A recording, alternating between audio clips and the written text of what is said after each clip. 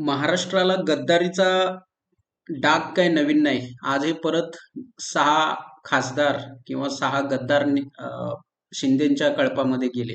खरं म्हणजे एकनाथ शिंदेनी ना असा एक मोठा खड्डा स्वतःसाठी खणून ठेवलाय, की त्याच्यामध्ये ते आणि त्यांचे पुत्र आणि त्यांची ही सगळी नालायक कार्टी एक दिवस स्वतःच ते काढून घेणार आहेत त्या खड्ड्याला, अशी अवस्था आहे. पण यातून आपण काही शिकलो का? तर या 6 खासदारांचा प्रचार स्वतः उद्धव ठाकरे, आदित्य ठाकरे आणि महाराष्ट्रातल्या जनतेनं त्यांच्यासाठी मतदान केलं होतं. जर उद्धव ठाकरेंनी यानं तिकीट दिलं नसतं तर हे निवडून पण आले नसते. हे यांना पण चांगलंच माहित आहे. याच्यामध्ये हा जो ओम निंबाळकर नावाचा प्राणी आहे, तर याचा हा एक बोलबच्चन आहे.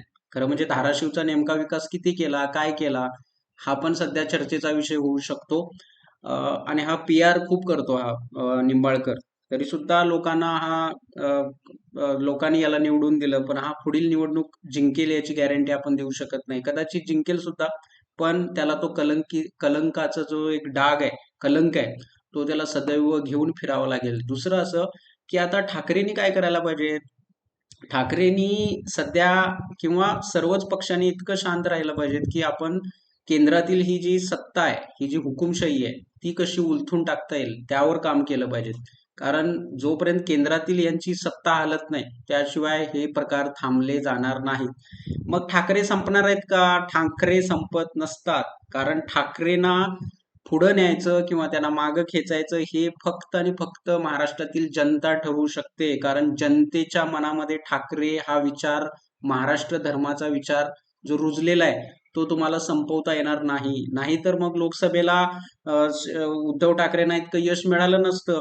विधानसभेला जो घात झाला तो यासाठी झाला कारण त्याच्यामध्ये मत चोरी असेल, EVM मॅनिप्युलेशन असेल ते, किंवा लाडक्या बहीण योजनेसारखा पैसा त्यांनी प्रचंड प्रमाणात वापरला. त्यामुळे विधानसभेला यांचं पानिपत झालं. नाहीतर भाजप निवडून पण येऊ शकली नसती. ही काळ्या दगडावरची पांढरी रेघ आहे. तर ठाकरेंनी आता मुंबईच्या बाहेर सुद्धा लक्षात द्यायला पाहिजेत. मान्य आहे उद्धव ठाकरेंच्या शरीरात शारीरिक समस्या आहेत, ते आजारी पण असतात.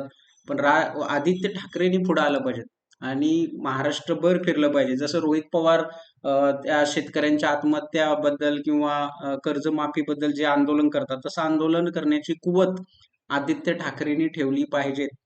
तरच या पक्षाला भवितव्य आहे. नाहीतर लोकांना सुद्धा एकनाथ शिंदे बरोबर आहेत आणि उद्धव ठाकरे वाईट आहेत, असा पण एक संदेश आपल्याला यातून मिळू शकतो. आणि ते टाळणं हे सर्वस्वी सध्या उद्धव ठाकरे आणि खास करून आदित्य ठाकरेंच्या हातामध्ये आहे, इतकं आपण ठामपणे म्हणू शकतो.